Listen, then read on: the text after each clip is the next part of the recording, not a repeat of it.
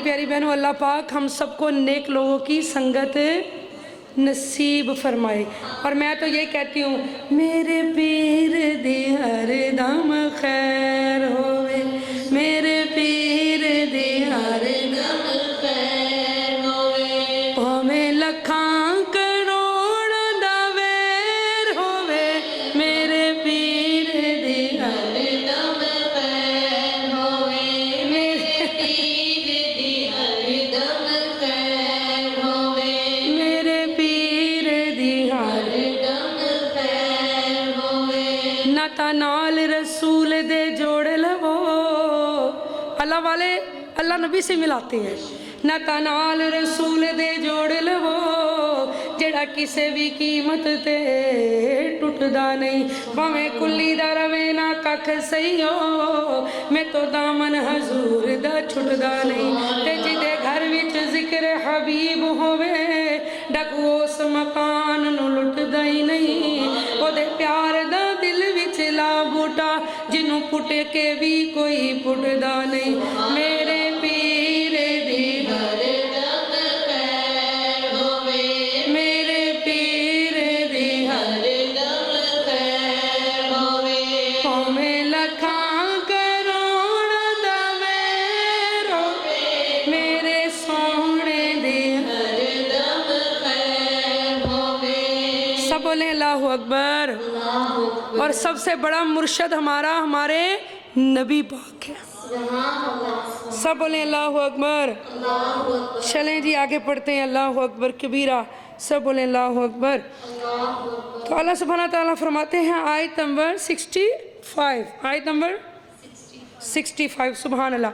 तो दोनों ने वहाँ हमारे बंदों में से एक ख़ास बंदे, ये ख़ास लोग होते हैं, इसलिए होती है कि न सलाती व नौसुकी व महयाया व ममाती लिल्लाहि रब्बिल आलमीन। ये इस वजह से कि जो कुछ भी करते खालिस अल्लाह के लिए करते। तो दोनों ने वह हमारे बंदों में से ख़ास बंदे खिज़र अलैहिस्सलाम को पा लिया, जिसे हमने अपनी बारगाह से खसूसी रहमत अदा की थी, और हमने इसे अपना इल्म लदुनी यानी असरार व मारफत का, यानी असरार व मारफ का इल्हामी इल्म सिखाया था। और इससे मूसा अलैहिस्सलाम ने कहा, क्या मैं आपके साथ इस शर्त पर रह सकता हूँ कि आप मुझे भी इस इल्म में से कुछ सिखाएं। इल्म सीखने गए आप अल्लाह के ख़ास बंदे के पास, जो आपको बगर्ज़ इरशाद सिखाया गया। क्या बात है। सब बोले अल्लाहु अकबर। अब खिज़र अलैहिस्सलाम ने यहाँ ये तो नहीं कहा कि मैं अल्लाह का नबी हूँ। कोई पढ़ा है आपने यहाँ? कोई लफ्ज़ है यहाँ कि मैं नबी हूँ? हर नबी ने अपनी नबूवत का ऐलान किया, मगर यहाँ ऐसी कोई चीज़ नहीं। यानी वो वली अल्लाह थे, अल्लाह के नेक बंदे थे, सुभान। और एक नबी उनसे इल्म सीखने जा रहा है। तो इल्म तो किसी के पास भी हो सकता है, अल्लाह के देखे ना, जिसको आप हम सब बंदा सही करे समझ रही है, उससे भी आप इल्म सीख सकती हैं कि भी मैं बड़ा पढ़ा लिखा हूँ और दूसरा बंदा पता नहीं हकीर है। ये सबसे बड़ा इमाम गज़ाली फरमाते थे, जो आलम होती है उनमें हसद बड़ा होगा इन लोगों में, एक दूसरे से हर समझना मैं ही पता नहीं क्या चीज़ हूँ। किसी से अच्छी बात मिलती है तो उसको लेना चाहिए, नेकी एक हीरा जहाँ से मिले ले ले। इस खिज़र अलैहिस्सलाम ने कहा, इस देखें एक नबी जा रहा है, ना कोई इसमें बंदा हद तक महसूस करे, ना कोई अपनी इंसल्ट महसूस करे कि मैं इतना पढ़ा लिखा होकर किसी और को से सीखने कुछ चला जाऊँ। मैं भी तुम उसकी सोबत में बैठो, तुम्हारी ज़िंदगी बदल जाए। मौलवी हरगिज़ न शुद्ध मौलाए रूम। मौलवी तो हर कोई बन जाता है, मौलवी बनना बड़ा मुश्किल है, ठीक है ना। किताबें पढ़ो मौलवी बन जाओगे, लेकिन मकसद मौलवी बनना तो नहीं है, मकसद है अल्लाह वाला बनना। मकसद है अल्लाह के रंग में रंग जाना, सिबगात अल्लाह, अल्लाह के रंग में रंग जाना। तो अल्लाह का रंग ही सबसे पक्का है, वो चढ़ेगा तो फिर ही है ना। इससे मूसा अलैहिस्सलाम ने कहा, क्या मैं आपके साथ इस शर्त पर रह सकता हूँ, क्या मुझे भी इस इल्म में से कुछ सिखाएं जो आपको बगैर इरशाद सिखाया गया है ना। इन आयतों को ना अंडरलाइन करें, ये भी हमने बतानी है।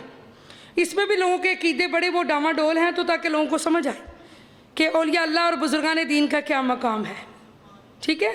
अल्लाह वालों की सोबत से क्या तब्दीली आती है और इसका शरीयत में क्या हुक्म है, कुरान में इसका जिक्र है कि नहीं। तो ये अंडरलाइन करें और आप इसको सेव करें, जैसे पहले मैंने सब बताया, ताकि फिर मुझे बताइएगा हमने ये पढ़ना है। अच्छा जी, اس خضر علیہ السلام نے کہا بے شک آپ میرے ساتھ رہ کر ہرگز صبر نہ کر سکیں گے، اور آپ اس بات پر کیسے صبر کر سکتے ہیں جسے آپ پورے طور پر اپنے احاطہ علم میں نہیں لائے ہوں گے۔ موسیٰ علیہ السلام نے کہا آپ انشاءاللہ مجھے ضرور صابر پائیں گے اور میں آپ کی کسی بات کی خلاف ورزی نہیں کروں گا۔ خضر علیہ السلام نے کہا پس اگر آپ میرے ساتھ رہیں تو مجھ سے کسی چیز کی بابت سوال نہ کرنا ہے، سوال نہیں کرنا، جو بھی کروں مجھے کرنے دینا، یہاں تک کہ میں خود آپ سے اس کا ذکر کروں۔ میں پس دونوں چل دیے، یہاں تک کہ جب دونوں کشتی میں سوار ہوئے تو خضر علیہ السلام نے اس کشتی میں شگاف کر دیا۔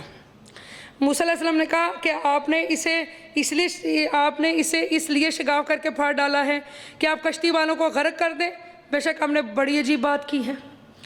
خضر علیہ السلام نے کہا کیا میں نے نہیں کہا تھا کہ آپ میرے ساتھ رہ کر ہرگز صبر نہیں کر سکیں گے؟ موسیٰ علیہ السلام نے کہا آپ میری بھول پر میری گرفت نہ کریں اور میرے اس معاملے میں مجھے مشکل میں نہ ڈالیں میرے اس معاملے میں۔ پھر وہ دونوں چل دیے، یہاں تک کہ دونوں، ابھی آپ کو ڈیٹیل آگے خود ہی آ جائے گی اس لیے میں رک نہیں رہی۔ پھر وہ دونوں چل دیے یہاں تک کہ دونوں ایک لڑکے سے ملے تو خضر علیہ السلام نے اسے قتل کر ڈالا، بچہ تھا چھوٹا، اسے قتل کر دیا۔ موسیٰ علیہ السلام نے کہا کیا آپ نے بے گناہ جان کو بغیر کسی جان کے بدلے کے قتل کر دیا ہے؟